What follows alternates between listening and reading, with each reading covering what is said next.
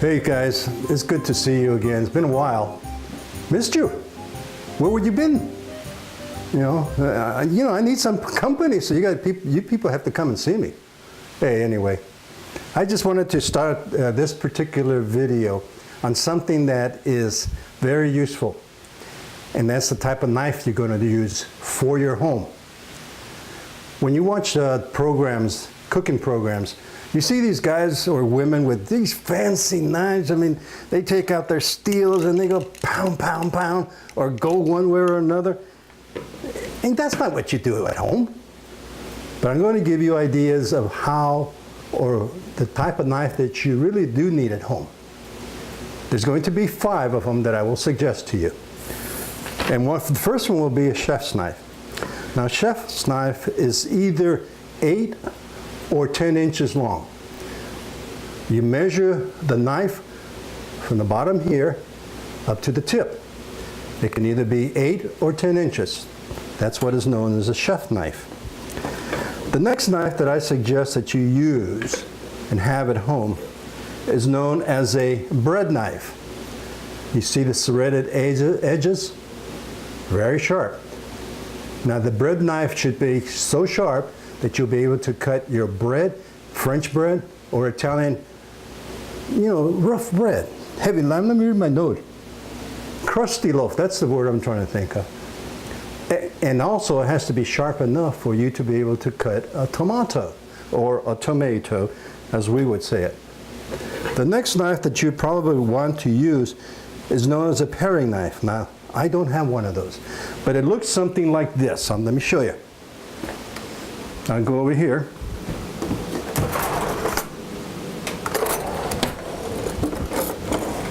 It looks something similar to a steak knife, but it's a little bit shorter. A paring knife can either be 3 or 4 inches long. Again, just measuring the blade.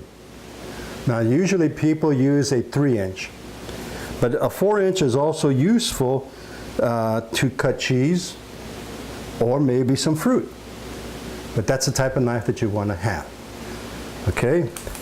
And the next one is called a fillet knife. Now, not too many people know what a fillet knife is. Years ago, when I was in the meat business, I had a fillet knife made for me. A fillet knife is very flexible. See? When you put it down on a piece of wood, you see how it bends very well? The reason that you would want to use a fillet knife is either to fillet a fish, take off the skin, take off the bones in the fish. Now, you can remember, I just said you can also use it to skin a fish. So that's another knife that you would want to use. The other knife that normally would be used is called a boning knife. Now the boning knife is similar to that's another knife, similar to a fillet knife, but it's more rigid. Now that knife can be used to cut, cut up a bone, not a bone, but a chicken. Disjoint a chicken, and you can use it also to take off some of the meat off of the bone, and then it becomes a boneless piece of meat. So those are the main pieces or knives that you want to have in your home. Now don't go and buy one of these expensive blocks of wood. They come with thousands of knives, and you're not going to use all of them. You're just going to use a few of them. So what do? You want to be able to have some of those knives home. Well, let me give you a tip. And this is what I did when I first started getting serious about cooking. You know what? I went to a secondhand store, a recycle place, and there they have knives. Okay, they're not clean, they're not sharp, but just find out what type of knife you find there.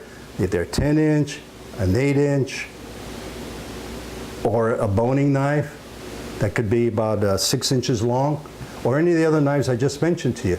Now, what I did is I got whatever I could find, came home, I disinfected that baby, I put it in bleach, in hot water and bleach. And then I waited and waited until I felt that the bleach was doing its job. Then what I did is I took it over to a shop that sharpened knives. They did that for me. Then I started working with the knives I had. When you buy one of these babies, they could be anywhere from $150 to $200 or more. Why do you want to spend all that money just to get started? Do what I did. Once you get familiar with a knife and you're more comfortable with it, then you can go and buy expensive knives. You can go to different shops and find out what they have. So that's my suggestion for you to do on the knife. Now the other thing that is really important is about sharpening a knife. Now I'm going to give you a little tip here. You can find different types of stones to be able to use in sharpening your knife. Now this is going to take a while for you to do. What I do is first I put it on a piece of paper, a towel. The reason is because sometimes if you put it on here, it has a tendency to slide. But if you have something to hold it down, then it's stationary. Now say for example, my boning knife. I wanted to sharpen it. What do I do? Usually these little packages come with some type of oil. And what you do is you just put a little bit of oil on the stone. Rub it in a little bit, and then I gotta put some more on there. Rub it in there for a little bit, and then this is really important. It's the angle of the knife so that you can get the proper angle. It's not one that goes like really steep. It's more of a 15-degree angle. If the camera can show you, you can see that it's in that kind of an angle. Very light, because you're going to be using only the little thin part of the knife to cut with, so you don't want a real steep angle. So now what do you do? Be careful, but you just run your knife, put your fingers on there like that, and you notice that the angle that I have on the knife itself, and then just start going slight. Don't press down on it. Watch your fingers. Don't press down. Just slight amount, a little light pressure, even pressure, all the way through using the stone to sharpen your knife. Don't get real rough with it. Okay, so now once you got that, you probably have to end up doing it after you grind it by a professional, and you need to sharpen your knife. This is what you're going to do. You're going to use this stone, a stone similar to this, and be able to use just a light pressure. Now what's the next step after you do that? You run that for about, I'm going to say 5-10 minutes. The same thing, back and forth, back and forth. Now you're creating an edge. And now, in this particular stone that I got, it came with another very thin stone, but very smooth. This is your final smoothing of your stone. You do the same thing. You put some liquid on there, oil of some kind. I used to use 3-in-1 oil. Some of the old timers know what I'm talking about. But it's a very light oil, something that can be used on machines like a washing machine, a sewing machine, and so forth. Then do the same thing. Go back and forth, very light.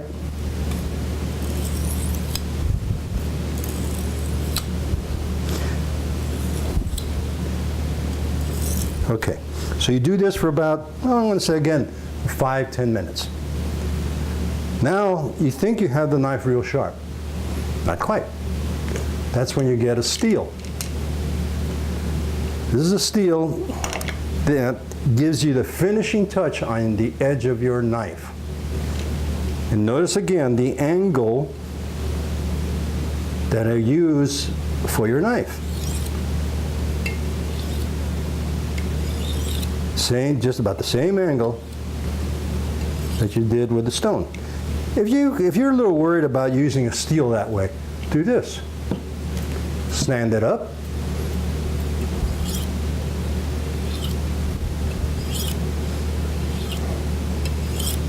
Now, how sharp is this knife? Well, let me show you. Put this away. And here's a piece of paper. Now, I tested it already. This knife is so sharp, you do the same thing with a piece of paper. You have to hold up the paper kind of rigid. Now that, ladies and gentlemen, is a sharp knife. You have to be careful with the use of it too. So don't take it for granted. So anyway, that's some of the things that I wanted to show you folks about using a knife. Always remember, be careful with a knife. Take care of it. It's going to take care of you. The next thing I wanted to show you was another finishing touch that I used to use as a professional meat cutter. And I had a stone like this. This is actually a stone that is used to hang up in the, as a chime. Aggregate. It's an aggregate stone.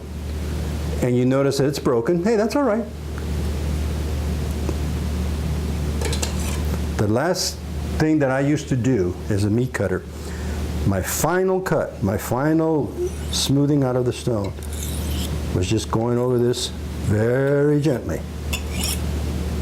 You know that if it was so sharp, you could actually perform surgery with it. So that's one of the other tips I wanted to give you folks. So basically that's the idea on stones and sharpening your knife and keeping them well sharpened. Now I want to express also to you an idea that not too many people talk about. And a food injector, a flavor injector. Now maybe you never heard of one of these. You know how most of the time when we want to marinate a piece of meat, we use a marinade that we've made our own, and then we put it into a bag or put it in a dish. And usually it's for steaks or a thin piece of meat. What do you do when it's a roast? Big roast. When you put that roast into a container of some kind with just the marinade that you created for yourself, it only goes into the meat about an inch, if you're fortunate enough.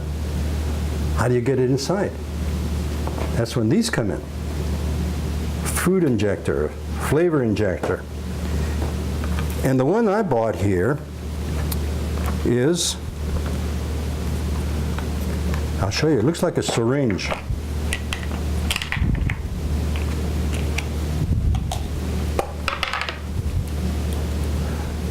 What you do is you make your own sauce, your own marinade.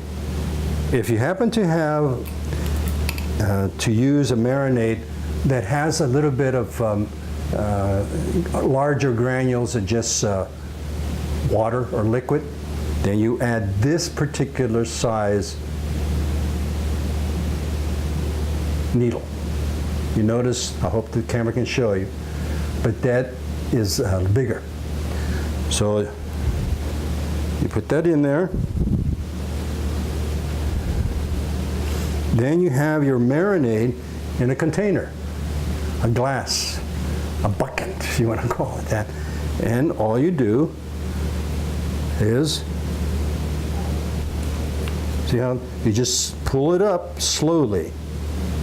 Okay, then this gets filled up, or this gets filled up in here, and you can tell about how much liquid you're going to have. Then you take your roast or your big piece of meat that you have, and you inject this part into the meat. Then you start pressing down on this. But when you do that, slowly retract the needle and press it down. If you do it when the needle is way down the bottom of the roast, it just squirts out. You don't want to do that.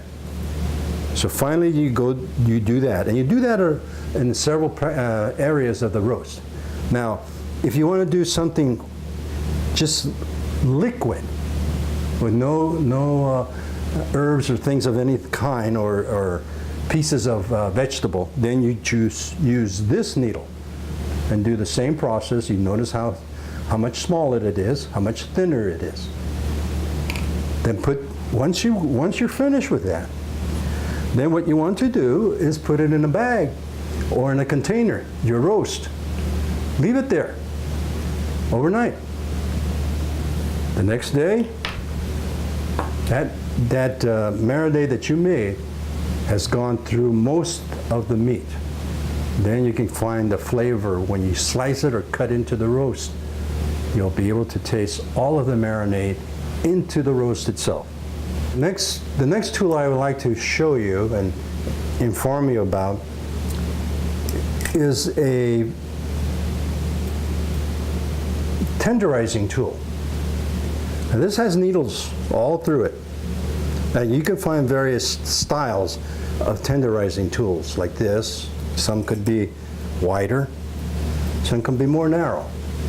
But the idea is, if you get a piece of meat that you know that's not going to be necessarily real tender, and you want to tenderize it, well, you put your piece of meat on the board, you put this tool right over the top, and you press down on it. Then you move it over to another part of the meat, do the same thing, press down on it. So you do a little bit of this manual work for yourself, but it tenderizes the meat. Now you could also, remember, you're not talking about a real thin steak. You're talking about a piece of meat that may be about 3-4 inches thick, small roast, or a big size steak. And so that's how you're going to tenderize it, and then you do whatever you have to do to marinate it. So that's one of the tools that I use at home.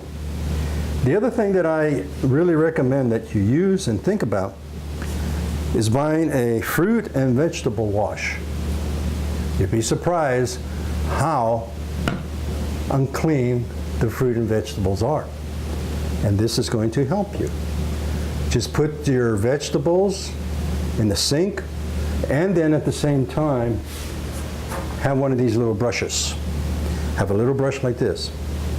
Put your piece of fruit or vegetable in there, and then let it soak for a little while, and then scrub it.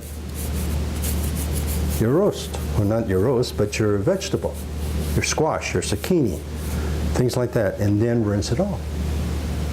When you look at that water, you're going to be surprised. I thought it was clean. It's not.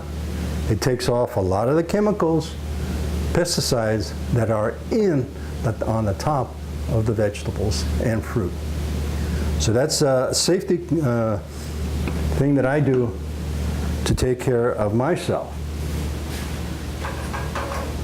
And so, my friends, one other tool that I forgot to mention to you is this scissor.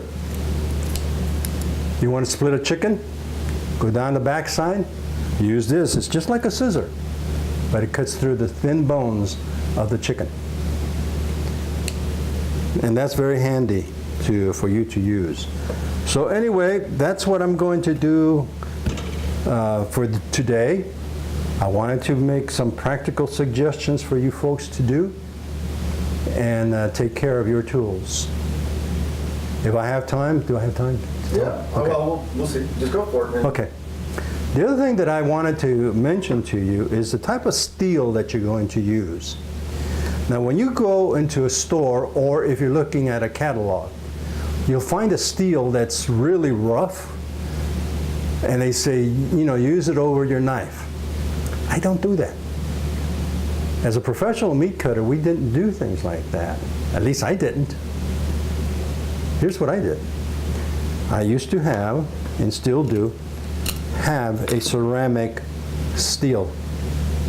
That ceramic steel is smooth to the touch, but if you run your knife, I'm not going to run it over this one, I'm going to do it with the backside. If you can hear it, you can tell that it's rubbing and grinding a little bit of the knife.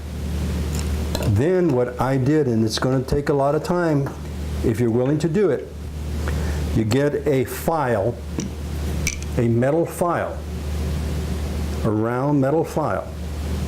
And then you go to a hardware store and get sandpaper that is used to smooth down automobiles, the metal on the automobiles. Now I'm going to tell you honestly, if you do that, it's going to take you a long time. It's something that you want to do if you feel like doing it. To get it to the steel as smooth as this one is.